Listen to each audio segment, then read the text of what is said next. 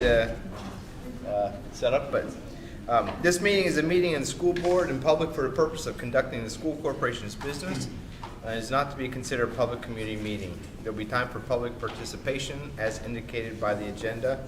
The meeting site is fully accessible, and any person requiring further accommodation should contact the superintendent at the school corporation's central office.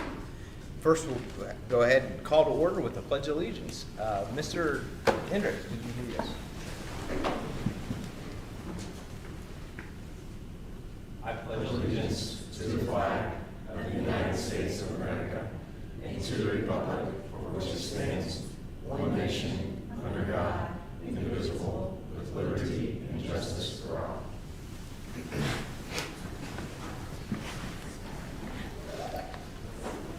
Next, we have roll call. All members are present, and so we have a quorum. Next, Mr. Clauser, the mission statement. Lebanon Community School Corporation challenges everyone every day to reach a new best. Thank you. Now we'll move on to item number 2 is the hearing. We'll open a hearing on a lease. Thank you, Mr. Parks. Hearing on this lease is for the financing for our improvements to the existing Central Elementary and Lebanon High School. The purpose of this hearing is to discuss the lease, which is of course a mechanism for school bond financing in which the building corporation will purchase some real estate from the school corporation, lease it back to us, and then our debt service payments serve as payments for those lease, or for that lease. And that lease rental then is of course in exchange for the capital to make our construction payments. And so at this time, any community comment on the lease? Do we have anybody wishing in the public hearing portion to comment on the lease? Hearing none? All right, we do have one resolution as a part of this hearing, and that is the resolution authorizing the execution of the lease agreement. Again, this is required by Indiana statute. Basically, everything in this resolution explains the terms of the lease payments and the fact that the building corporation will be purchasing real estate from us and will be making payments to them for that lease in exchange again for the capital to execute our construction contracts. All right. Do we have a motion to adopt this resolution to authorize execution of the lease? Motion. Mrs. Hutchison, do we have a second? Second. Mr. Clauser, we have a motion and a second. Any discussion? All in favor? Aye. Opposed? Motion carries. With that, we will close the hearing and move on to the regular meeting. Actually, open up a second hearing for the additional appropriation. Second hearing this evening for the exact same projects, this time additional appropriation hearing. School corporation will be receiving dollars as a part of executing that lease, and we need to appropriate them. So again, we'll turn it over for any public comment. Any comments from the public? Hearing none, we will move on from that to adopt resolutions. 4 resolutions associated with this, first of which, Exhibit B, is the additional appropriation resolution. And again, this is just stating that the school corporation will receive dollars and that we would be appropriating those dollars for the funds stated in the project resolution for the existing Central Elementary and Lebanon High School. Do you wish to have all these as individual? Individual, please. Individual, okay. We will then do I have a motion, I guess, to adopt resolution Exhibit B, appropriating the proceeds and establishing construction fund? All motion. Mr. Bertrand, do we have a second? Second. Mr. Hendricks, do we have a motion and a second? Discussion? All in favor? Aye. Motion carries. Next is resolution reapproving the building corporation, Exhibit C. Thank you, Mr. Parks. In order to execute a lease, school corporation must recognize a building corporation that purchases the real estate from us. And so this is a not-for-profit corporation that the school board has to recognize. So that is what the second resolution is. All right, do I have a motion to adopt this resolution of reapproving the building corporation for Exhibit C? So moved. Mr. Clauser, do we have a second? Second. Mrs. Hutchison. We have a motion and a second. Any discussion? All in favor? Aye. Motion carries. Next is resolution assigning construction bids and contracts to the building corporation.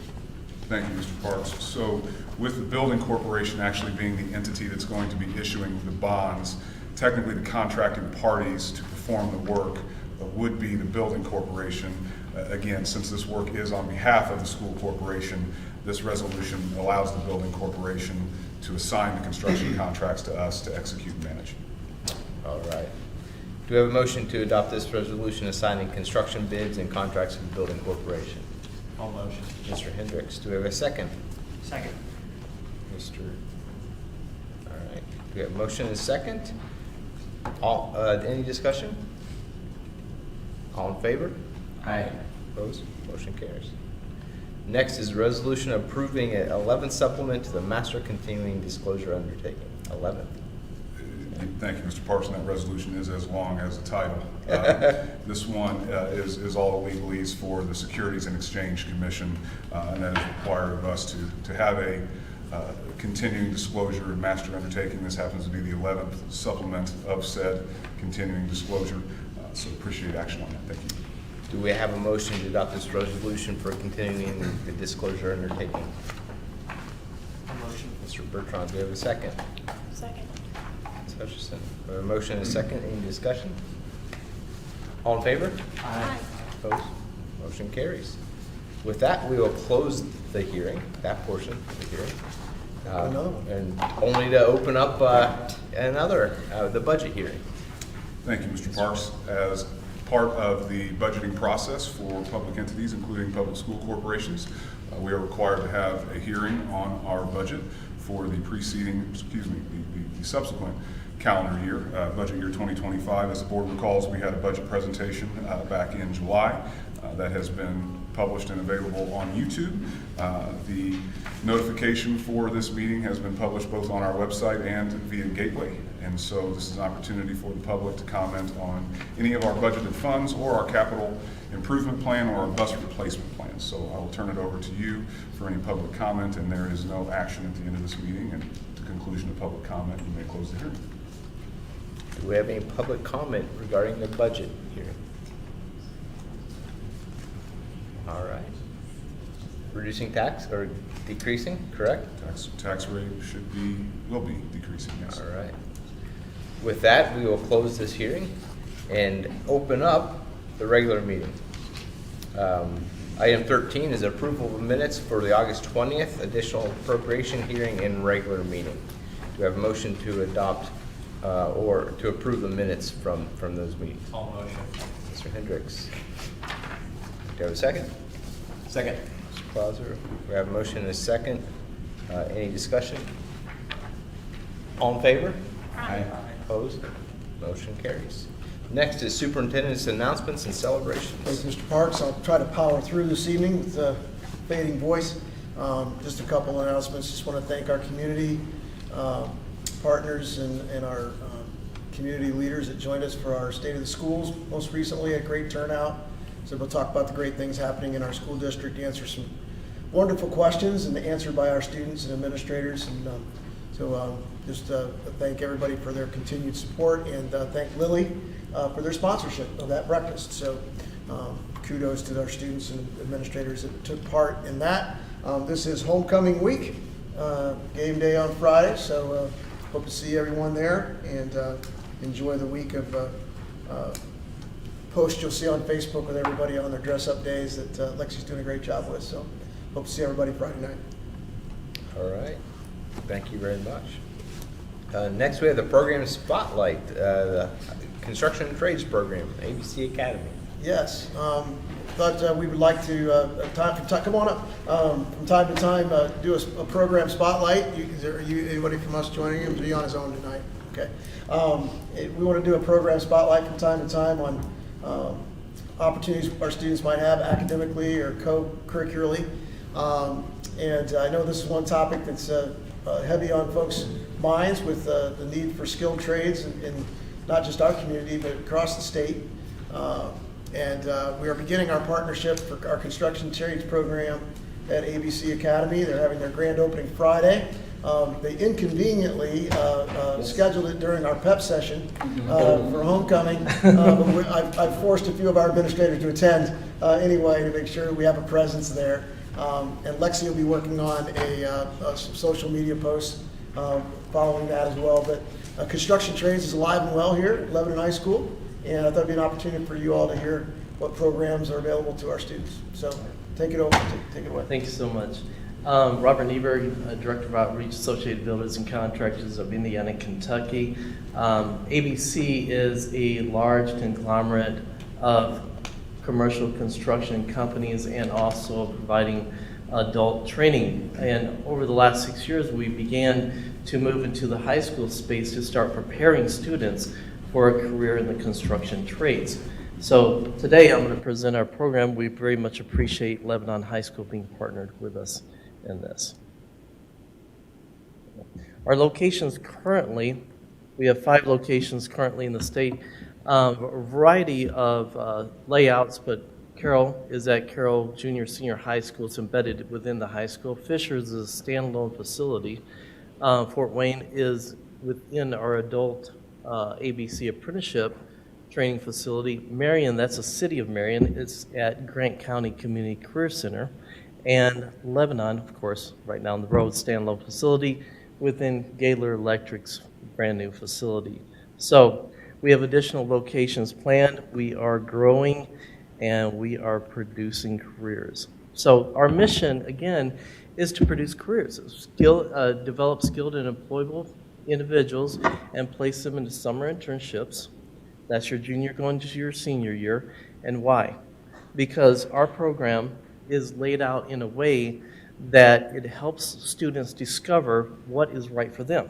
I can't produce a career for you. I can't help you with that until you know what's right for you, what trade's right for you. There's a lot of trades. So the summer internship for the company is a 2-month interview with a 9-month delay in hiring. For the student, it's answering the question, is what you thought was right for you in a lab, in the classroom, when you actually have to show up to the work site, is it still right for you? And then also it brings that student back more skilled so they can help lead projects in the class the following year. So then for your seniors, full-time employment, that's the objective with aligned adult apprenticeship opportunities under the Department of Labor. So our program is a 2-year program, typically with juniors and seniors, such as Lebanon has. It's hard to read that. But the students are in a registered apprenticeship program. The certifications that come out of our program are OSHA 10 First Aid. Lebanon Fire Department is actually going to be doing the First Aid CPR AED for our students. And to recidivate that favor, we're going to be building a training project for them. So a real-world project the students will get to work on. NCCR Level 1 in carpentry, electrical, plumbing, and HVAC in a 2-year period. What that means is a student can knock out the first year of their adult apprenticeship in 4 trades in 2 years in high school. So, wish that was bigger. Should have brought my thing. So, moving forward here. So, our guiding concepts is we want to build students that are not only academically skilled, but are technically skilled. This is a hands-on career field, and have the work ethic. We don't just want to place students into a company, one of our member businesses. We want them to stay. We want them to be successful. Our goal, the way we look at it is we're not successful until that student's successful 5 years out of high school. That's our objective. So how do we link that? Well, with member businesses. And we bring the workforce to the table with aligned apprenticeships. Our model, because it's hands-on training, it's a hands-on career field, is 70-20-10. So 10% testing, 20% lecture, and 70% hands-on. And our anticipated results are people who have a great quality of life and a great career. So again, this is the way we do this. We really focus on the workplace skills, the soft skills, because that's what gets you hired. That's what keeps you hired in a lot of sense. Of course, the technical skills and academic, that would be your credentialing. We meet all the requirements under all 3 graduation pathway buckets under the IDOE and CHE, DWD, etc. So we definitely help students gain their high school diploma. Our program is very unique because under the next level of programs of study, it's typically one pathway. It's carpentry, it's plumbing, it's whatever it is, it's one pathway. Well, how are you supposed to know what it is that's right for you if you're in one pathway? What if that pathway is not right for you? What if another pathway is right for you? So our program incorporates in both years carpentry, electrical, plumbing, and HVAC, 4 main trades. So now we'll bring in concrete companies and glazing companies, other things too, to introduce the students. But again, the idea is what is right for you? Because I have companies that want to hire you on the backside of that. So let's figure that out first. And then they can break out and again go into the adult apprenticeship at the closest adult training center. So our apprenticeship and member, so we connect, one of the ways we do this, and it's really interesting, we bring the companies in to co-teach with us. So we'll have guest instruction, guest presentation, field trips. We want to introduce that student to the company. We want to introduce the company to the student. And there's a reason for that. At the end of the year, instead of having a job fair, we do interviews. So that student will sit down with company after company after company and interview. The objective is job offers. So now the student takes home the job offer, talks to mom and dad, uncles, etc., and they help them make the best decision.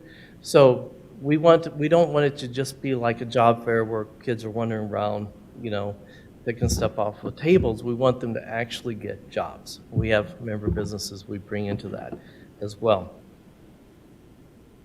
And again, that's our methods of connecting. One of the things I'd like to bring up, here's some pictures of our students. One of the things I'd like to bring up on this is at the end of the year, we have what's called a signing day. We'll invite you all to it. It's like you're signing up for UCLA or Michigan State, but you're going into construction. So we'll have a lot of people there, parents, state, local reps, news, etc. And it's a way for those students to go up and formally accept their job offer and be recognized for that as they move forward into their career. So a few pictures here. And then some testimonials. We have testimonials from parents and students and companies and schools. And our objective here with you guys is to make y'all brand ambassadors. So that would be my presentation today. And I thank you for having me. All right. Any questions? Yes. Yeah. What kind of, or what percentage of, placement ends up being a long-term solution for kids coming out of high school? Or do you guys have that? We actually have, we don't have those figures it's solid because there's so many kids in so many different companies. What we have heard was very high retention rates in the companies. And again, that's because we treat our program less like a classroom and more like a job site. We set the expectations from the beginning. This is about a career. This is not about your high school diploma. And this may be on down this way here, but in terms of our enrollment versus what our enrollment capacity is, what's that looking like right now? I just was asking, Scott, what's our enrollment this year? So that's what we were just saying. I think it's around 35 students this year. The number for the second year group is of course smaller, first year being a lot larger. With this model, they're of course getting more credentialing, more dual credits that go along, like a lot of opportunities that are going to go with it. So we anticipate, hope that number continues to grow and get larger. Big things are the transportation for the students to get there and being able to have the room 5 days a week, 4 periods. And do we think that the interest may be more in terms, or this is like, is there a way to market this to more kids, do you think? Or is this something, because that's kind of where I'm getting at in terms of like, how do we grow this? Yes, absolutely. Thank you. And we've seen growth across the board in enrollments. So this program is really, it's something a lot of people want to get into. But how that happens is in a few ways. One, I am happy to come to any career fair you might have, do any presentations you might have. If you can get students in a room that may think they want to do construction training. I'm happy to do that. I do that all the time. Enrollment season, I'm very busy. But our students are honestly our number one marketers. If the students enjoy the program, if they are finding success, if they find a summer internship, they find a job, the students do that for us. And then the other thing is the parents. You make parents brand ambassadors, everyone knows everybody out here. So we expect our enrollments to grow. We've seen that. Our enrollments at our Fishers Prep Academy grew, it doubled from last year, doubled. So we are doing really well with that. We have more locations planned. Besides that, we run a lot of news stories. We have a ton of news stories on us. We have some social media as well.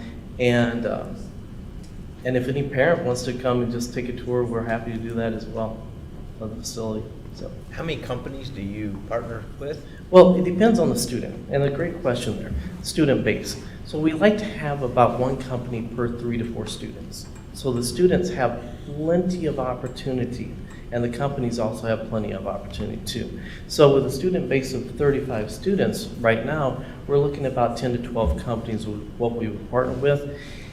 If the companies come in and they're like, well, I wanted 4 hires, but I only got 1 because you have 20 companies here, it doesn't work so well. But there's kind of a magic number. It's right around 3 to 4. And how do you go about finding those companies? Um, How do those companies find you? They're part of our association. Our association has many hundreds of companies. Okay. So we're right near Indianapolis. I have no lack of companies. Good. Great. Any other questions? Thank you very much. Okay. Thank you so Thank much. you. Appreciate it. Next, we have informational items, school construction and renovation update. Is that Gibraltar? Gibraltar to talk about our Avenue Stokes improvements. Okay. Sorry. If we're squinting at you, don't think anything of it. It's nothing personal, all right? It is, right? Thank you. Thank you.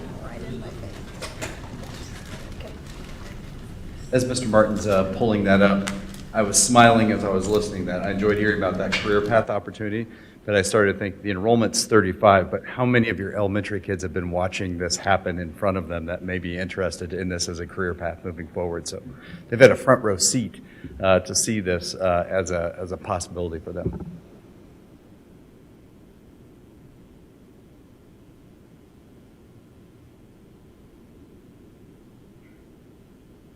Thank you, Mr. Martin. I know have the opportunity to return Chris Kingery, Gibraltar Design. Also with me this evening is Jim Thompson, president of Gibraltar Design. And tonight, a celebration, culminating event of our partnership that started over 4 years ago to create this elementary vision, benchmark for learning at all buildings, and then bringing that forward. Here with you in July to review the scope of what was happening at Stokes Elementary, but also excited to return tonight to show you that vision and how that's going to come together, and then talk about timeline as well.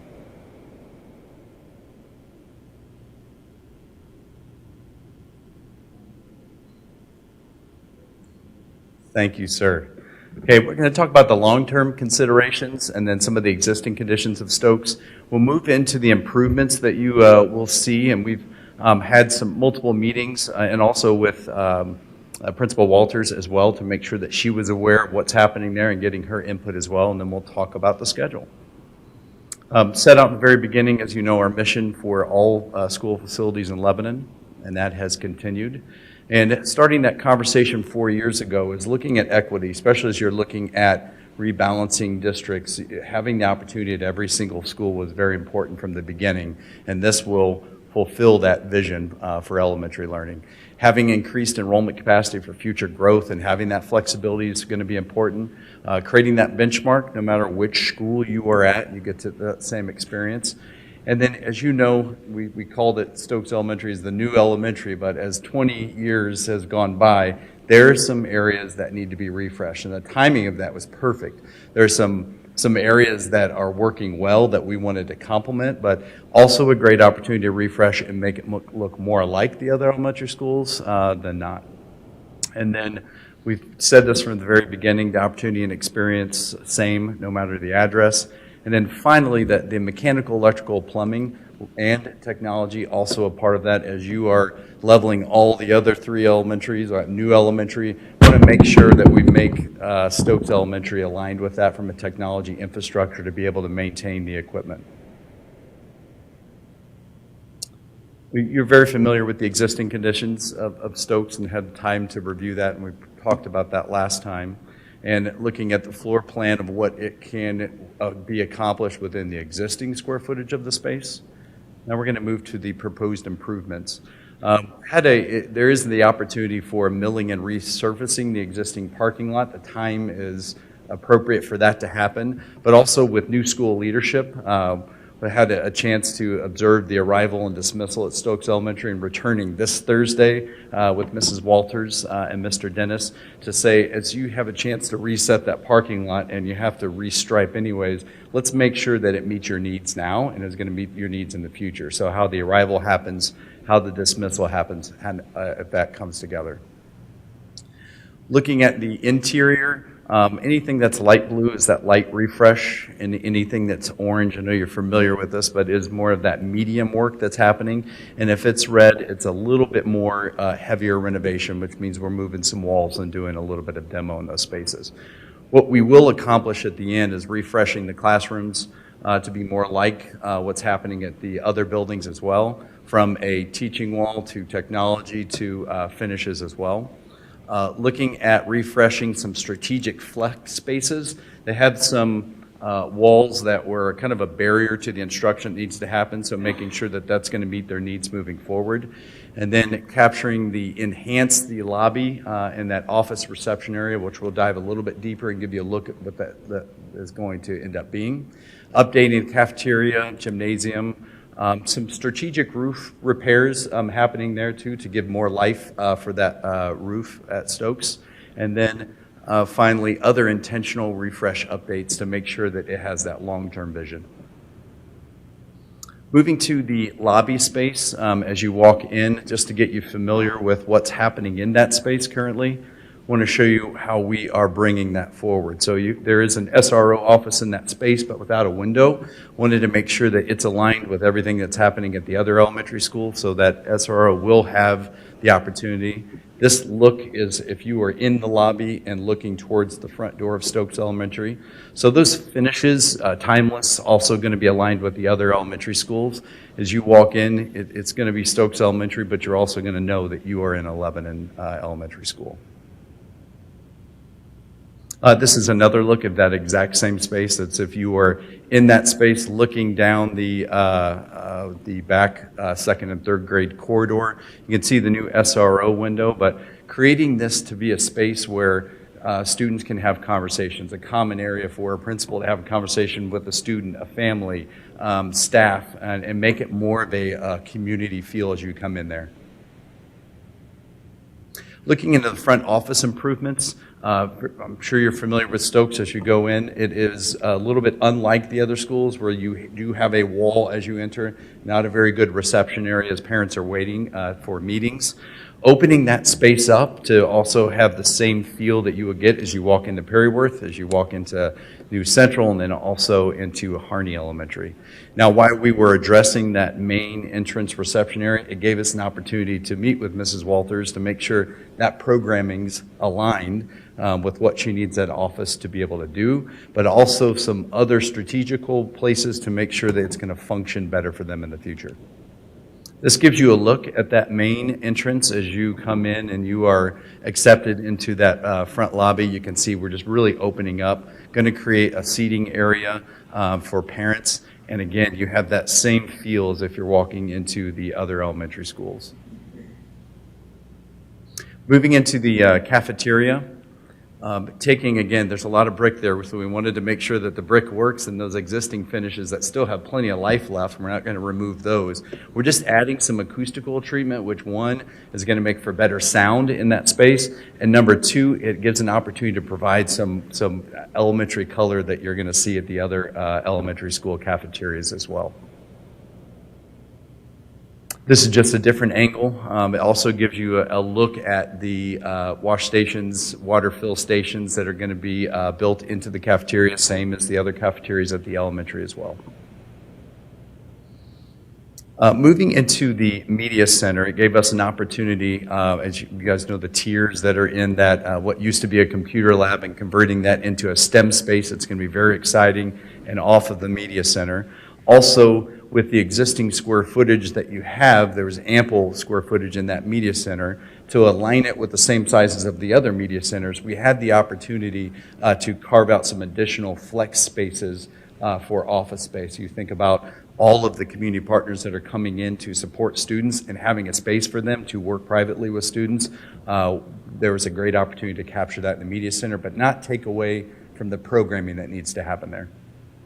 This gives you a look at that new media center circulation desk to just give you a feel of the finishes in that media center. Again, capturing what's working in that space, but then also adding some color and some features that will give it that more fresh feel. Typical classroom, there were a few existing flex spaces again that we were creating some opportunity there as well. Looking down into one of the hallway corridors, the existing is a tile. This is going to give us an opportunity to do carpet in the hallways and then create color above the bulkheads, similar to what you see at the other elementaries. And you see on the before and the after, not only is it going to be aesthetically pleasing and look like it's always meant to be that way and give it that new feel, but it's also going to help with hallway travel, noise, better sound absorbent in that hallway.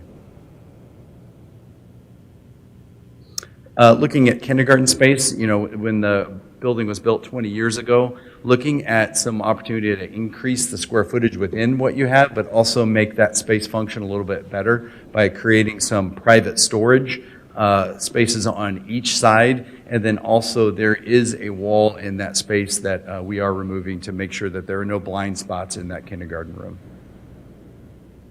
Restroom updates. If you've been into some of the new elementary restrooms, can I see a raise of hand if you've been into those restrooms yet? If you have not, I would. It is a great sight to see. Not only does it look good, you see the excitement of the kids going into that space. Want to make sure that we address the Stokes restrooms as well to make sure that it has that fresh feel. Gymnasium, just very, very minor work that's happening in that space, but what we want to do is, because we provided some color and some, I guess, uniformity among all the gyms at the elementary school, we wanted to make sure that you get that same feel as you go into Stokes. Talking about the schedule, and you know, again, very exciting. Started this over 4 years ago. We appreciate the opportunity to partner with you. But this is the end of the elementary vision that we're coming to. So if you see the schedule, we're looking at October, November, continuing with the bid documents, issuing for bid at the beginning of 2025, receiving the bids, as you can see, in February, but work not happening until May of 2025 at the close of the school year. Plan on working with Dr. Millman and Mr. Dennis and also Mrs. Walters to make sure that we do a presentation for that staff to understand what's happening, when is it happening, how does it impact me. Same presentation we've done at all the other elementary schools so that they understand what to expect and also pump them up and get them excited about that opportunity. So even though we're at the end of our schedule, Gibraltar's not going away. We stay till the very end, till that ribbon cutting, make sure that the building's functioning well for you, and just appreciative of the trust and partnership that we've had, and hope to be thought partners with you in the future. Thank you very much. Any questions or? I guess is the projected finish, the timeline, is it before the next school year in August of 2025 or? Starting in the beginning of summer, I believe it's expected to be a majority of it to be done before the start of school. I don't know exactly if it's going to be turnkey, ready to walk in at the start of that 26 school year. I do know that it's intentional about starting in May at the end of this school year because more spaces to be able to turn over, which means the process can go a little bit quicker. If you've been in Stokes now, they don't have a lot of available space where you can move classrooms to start the work. So being able to, after the realignment in the district, there will be some capacity there, which will help the timeline to be a little bit quicker. Good question. Excellent. Beginning of 26, not May of 25, yeah. Yes. All right, thank you very much. Next, we have elementary enrollment and rebalancing information. Yes, thank you, Mr. Parks. Sent this information out to all of our families. Wanted to give the board an opportunity to see it, talk about it, ask some questions that you might have. So let me see if I can get connected here.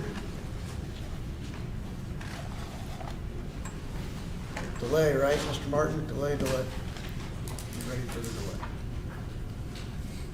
So again, this is a presentation along with an FAQ that went out to our families. We'll be updating both the presentations and the FAQ as the project unfolds. But just wanted to bring back a few things that I've shared with the board in the past.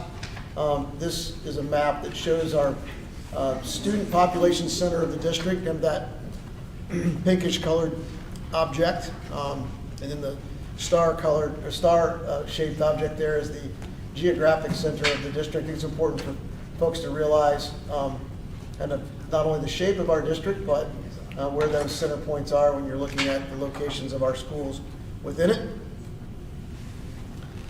This depicts our boundaries now that are currently constituted to our elementary schools.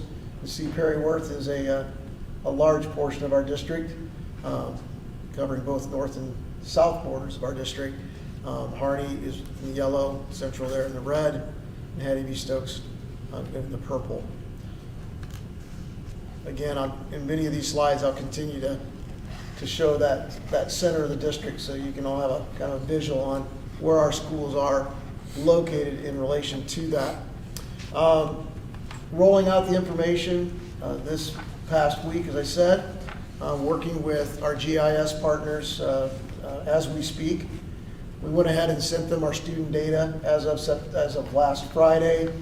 ADM Day officially is not October 1st, used to be September 15th. We'll have very little overall movement between now and the official ADM date.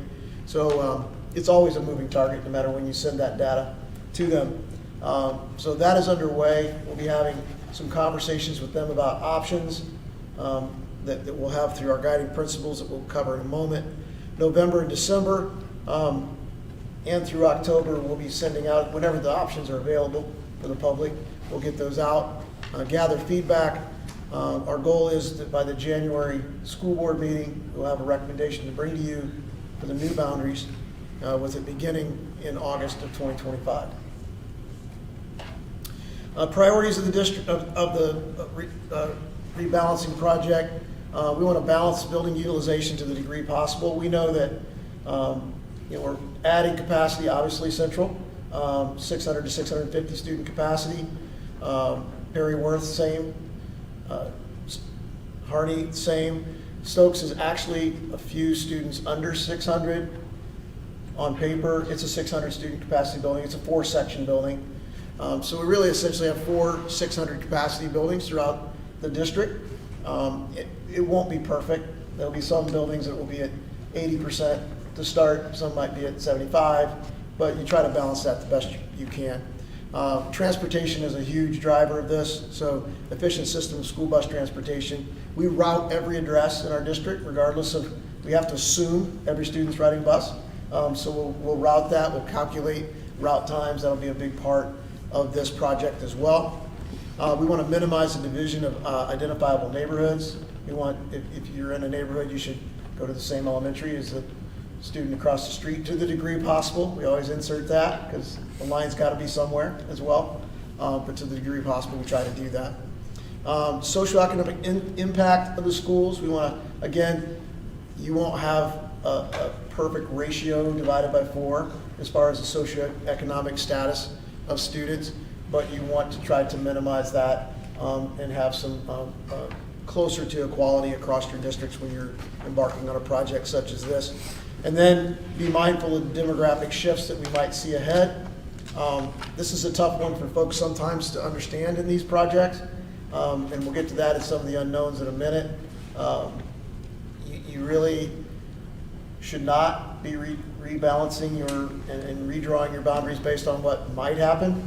The developments that are approved and underway, and they're going to be moving dirt. And that will be what drives that. If a developer buys 100 acres somewhere in our district, that's not necessarily driving your decisions today. And that's part of our realities. The main reality that I've shared, again, in presentations really going back to our referendum project, is that we know we need to shift part of the student population from Perry Worth to other schools. We talked about kind of balancing that capacity among the schools, and in order to do that, it's going to require that we reduce the current population for 2025 that is currently at Perry Worth. Most likely, however, all of our school boundaries are going to be affected through this project. So where that happens is still yet to be determined as we look at the options with our professional partners. Also, a reality is not every student is going to attend the elementary that may be closest to where they live. That's the case today. If I go back to this map, that's not the case today. Quite frankly, in the majority of school districts, that's not the case.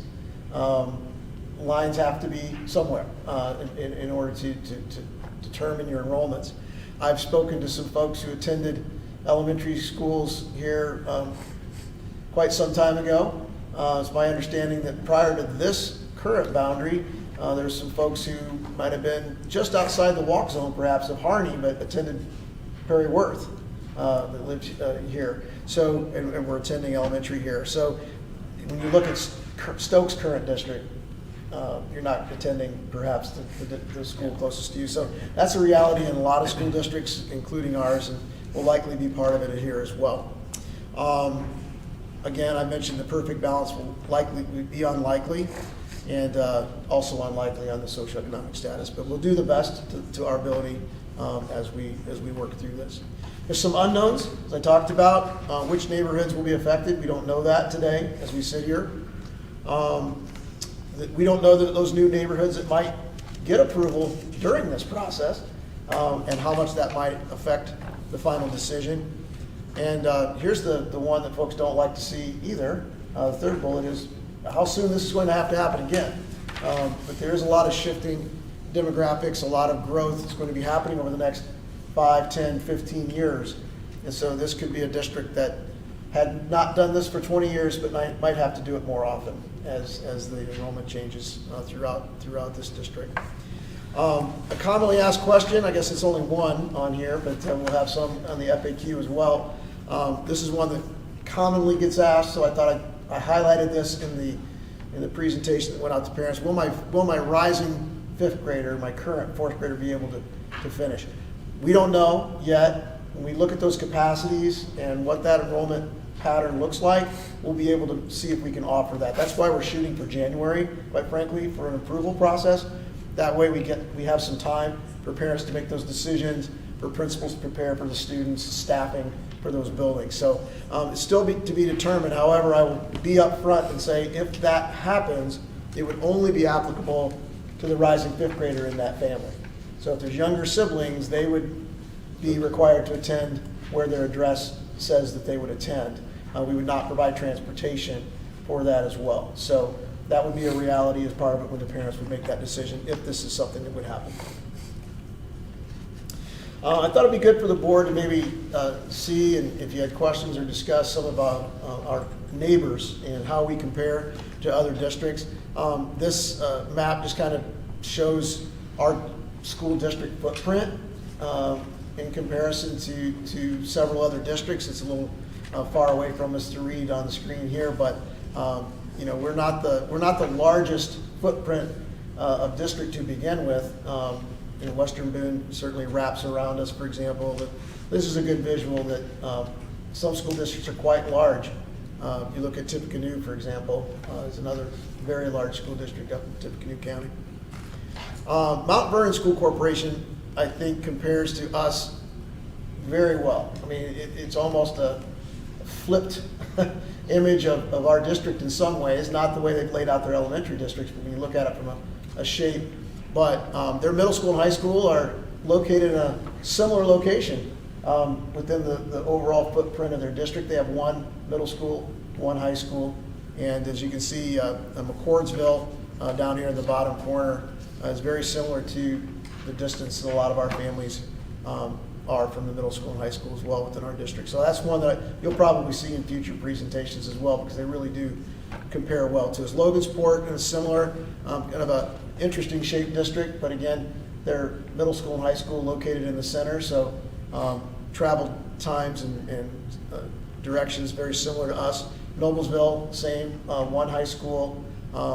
People lose track that it goes up to Madison County, and it's quite a large district. It is quite a large geographic district with one high school. They do have multiple middle schools, but they do have one high school. Our friends in Zionsville, thought that was an interesting one as well. Their distances from their high school. They do have 2 middle schools, however, they're located more in the southern part of their district. They are beginning to grow their population north, as you are likely aware, is moving up north of 32 and around 32.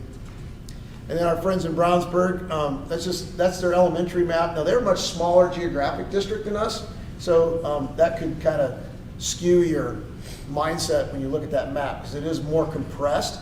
But what it does show is enclaves, that they do have several enclaves. If you look, the matched colors are neighborhoods that attend the same elementary, right? So it's not just one big red block, one big yellow block.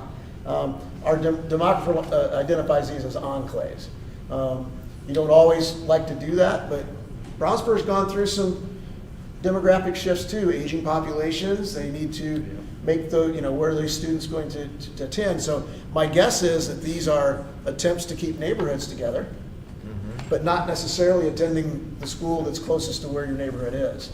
So I just thought it was an interesting kind of case study when you're looking at ours, albeit a bit more compressed. I will say though, that more and more population is beginning, in the northern portion of the district, and Brownsburg's 2 middle schools are a couple par 5s away from each other in the southern part of the district. So really from a travel standpoint, north to south, there's a lot of similarities with us.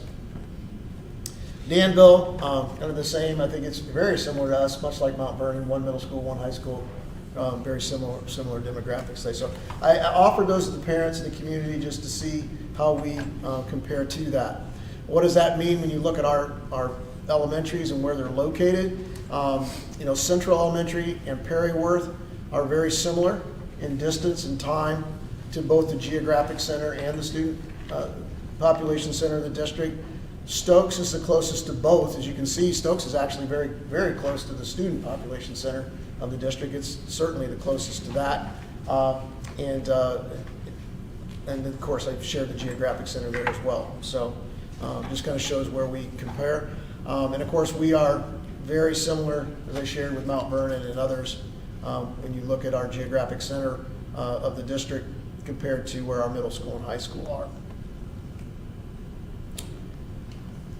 So again, we will model options here, September and October.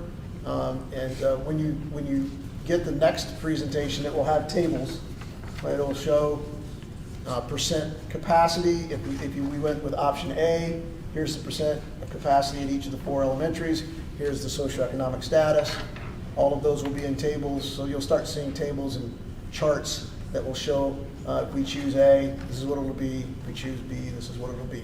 The map will be interactive, so once those options are identified, we'll send a link to parents, and that interactive map, you simply type in your address, you click option A, type in your address, and it'll show you the school where you would be assigned under each of those options. So it's a very quick process for parents to know how it would affect them.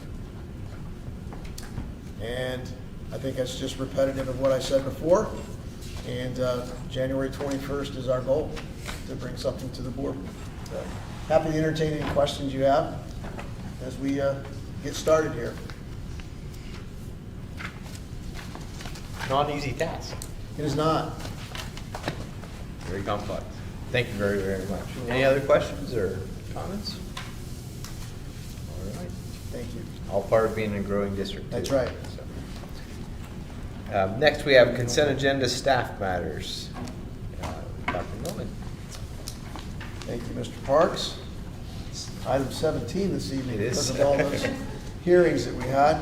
Under Item 17A for classified, this evening asking for approval of leave of absence number 669, new hires 670 through 680, resignation 681 through 689, returning employee 690, termination number 691, transfers 692 through 694. Under 17A1 this evening, asking for approval of number 695. Under 17B for certifying, asking approval of resignations 222 and 223. And, I'm sorry, and yes, that's correct, and retirement 224. And leave of absences for numbers 225 through 227.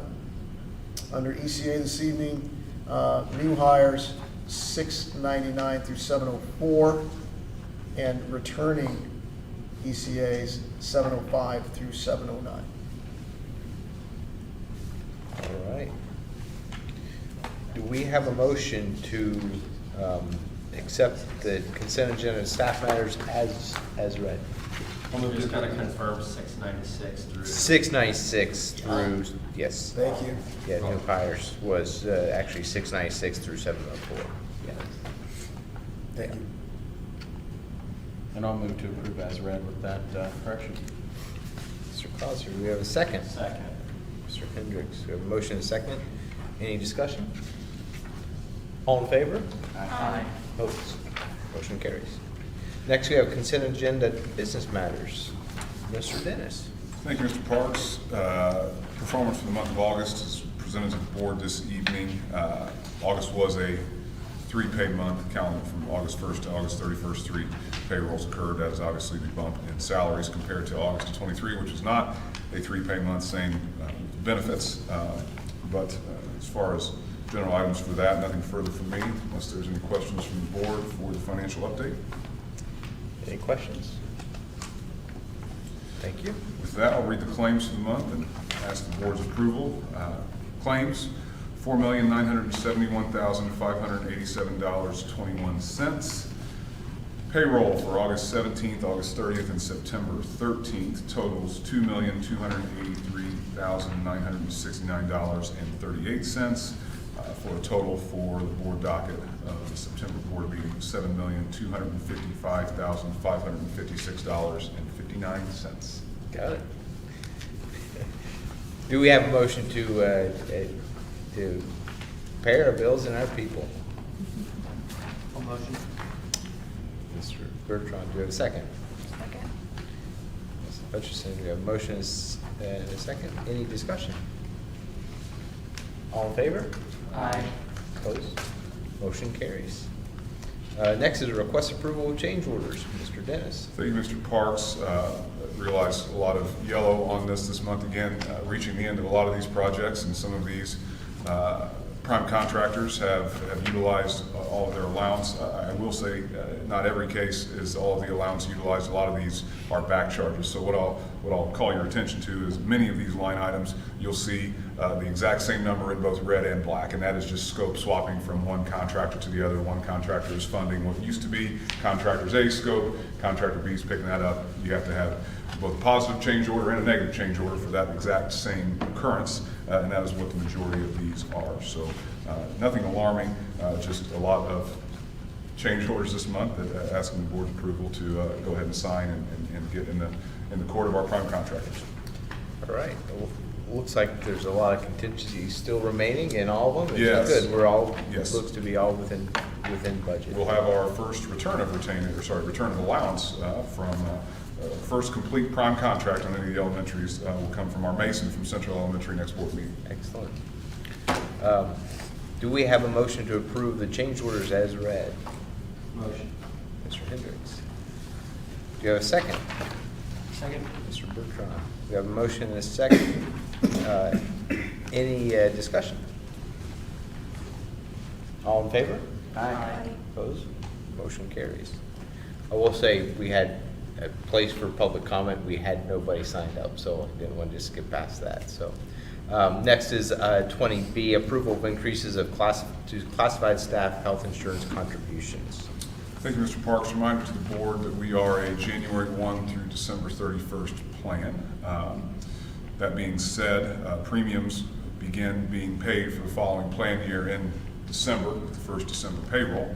And so in order to get any changes that our employees may elect, we run our open enrollment period beginning October 4th this year. And so I do want to get the proper rate sheets in front of our employees. Plan performance this year has been better, much better than the past 2 years, but nonetheless an increase into the cost of our health plans, and proposing this evening for the board's consideration an increase in the contributions to our classified staff member as presented. All right. Do we have a motion to approve the increases to the classified staff health insurance contributions? So moved. Mrs. Hutchison. Do we have a second? Second. Mr. Clauser. Any discussion? All in favor? Aye. Opposed? Motion carries. Next is approval of technology engineering fees for elementary projects. Thank you, Mr. Parks. As we begin to reach the finishing stages of the first phases of our elementary schools, this proposal represents what we'll call the end stage technology, or the finishing level technology. Obviously included in our fee with Gibraltar are the infrastructure technology items, racks, running wires to switches and things like that. Fire alarm items such as that, but a wireless access point generally falls in the court of the owner to contract with the technology engineer. Projectors, projectable surfaces, TVs, phones, another example. And so this proposal represents the fee for our 3 current elementary school projects for the technology engineering on the owner-provided site. All right. Do we have a motion to approve this technology engineering fees for elementary projects? Mr. Bertrand. Do you have a second? Second. Mr. Hendricks. Any discussion? Is this included in the building project costs, or? Yes, all this was in your- anticipated, but yes. Okay. Okay. We have a motion and a second. Any other discussion? All in favor? Aye.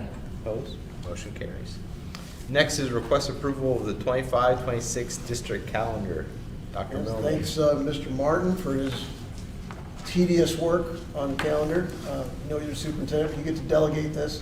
It used to be delegated to me back in the day. So it's very difficult when you're trying to balance all the various priorities folks may have, but pleased to bring the calendar to you this evening for your consideration. This does have a start date for our students of August 7th. Fall break would fall the 20th through the 24th of October, which aligns with this year's break. Spring break begins on March 30th, but actually on the 27th, on the Friday prior, which has been something we've been able to create for the staff and families the last few years. And you'll just see the normal flex days after Memorial Day. No calendar is perfect. We send out for comments. No comments are inappropriate or misguided. It's just when you're dealing with 180 days and you have to try to balance those. This gets it fairly balanced. We have 88 days in our first semester, 92 days in second semester. That becomes important at the high school level where you have semester-long classes, where you're awarding credits to students. You'd like to try to keep those as close together as possible. When you try to squeeze that priority in there, it's difficult to do that. This would, with this end date, however, we have obviously no school on Memorial. This would get us out before Memorial Day with our last student day out here on the 28th, it looks like. So our graduation would be pushed to the weekend following Memorial Day, which would have not always been the traditional day of graduation. However, we're confident that folks will still be eager to participate in graduation exercises. So that is a bit of a change from our previous calendars, so. Mr. Martin, I'll be happy to answer any questions, but I know the parents will be anxious to get that on their refrigerator as soon as possible. Book the spring break trips, right? Do we have a motion to approve the 25-26 district calendar? Motion. Mrs. Hutchinson, do we have a second? Second. Mr. Bertrand. We have a motion and a second. Any discussion? Well done, Jack. Yes. Very well done. It's all in favor? Aye. Opposed? Motion carries. Next is approval of school improvement plans. Yes, give lots of credit to Dr. Ottinger, Mrs. Inman, working with our schools on the school improvement plans. We put in your packet this evening some bullet points of the academic goals of each school, but you also have their complete school improvement plans in your packet as well for you to review. As a reminder to the board, we've adopted our 4 key systems, and so we do ask in our school improvement plans that our principals address those within their plans with their staff and community engagement in each of the principals. So I'm very proud of the work that everyone's done on this, and look forward to putting them in action. All right. Do we have a motion to approve the school improvement plans as provided to us in our background notes and folders? All. Mr. Hendricks. Do we have a second? Second. Mr. Clauser. We have a motion and a second. Any discussion? All in favor? Aye. Opposed? Motion carries. Next is a request approval of contract with Cummins Behavioral Health Systems. Yes, thank you, Mr. Parks. This is a contract to provide services from Cummins Professional Health for crisis assessment for our students that may need those particular services. As you know, we've had mental health agreements in the past. This is not at the size of our previous agreements. This is a monthly amount that would be applied to, I believe, 35 hours of service. To give the board kind of a perspective, we got an update today from Mrs. Nybarger. We've been in school 26 days. I believe we've had 24, 25 crisis assessments within those days, within the 26 days. This 35-hour mark is pretty comparable with other districts that Cummins provides it with. These were situations that if we do an initial assessment on a student, and we believe that it's critical enough that we may be moving towards some type of immediate care that's needed for the student. It's a more intense services and requires that assessment at a different level. This provides it for the district. The 35 hours don't go away. It's not a use them or lose them. We are able to retain those 30 unused hours up to 35. And so we've been working with Mr. Salzman on some ways we may be able to apply that to our behavioral MTSS plan for students. That parents may not have the funds to engage with mental health supports right away, doesn't have that insurance connection perhaps, that we're able to connect families and students to the services they need with any unused hours that might accumulate monthly throughout that contract. So this just gives us a bit more of a safety net for our students for what we think is a fair amount. Do you have a motion to approve the contract with Cummins Behavioral Health Systems? All motion. Mr. Bertrand. Do you have a second? Second. Mrs. Hutchinson. We have a motion and a second. Any discussion? All in favor? Aye. Opposed? Motion carries. Next is approval of letter of support for the City of Lebanon SS4A grant application. This will fall on me. This is city engineer reached out to me when they're applying for federal dollars for a local road safety plan development. It's a great thing, I think, for us. Focus on pedestrians, which is going to be important for our system.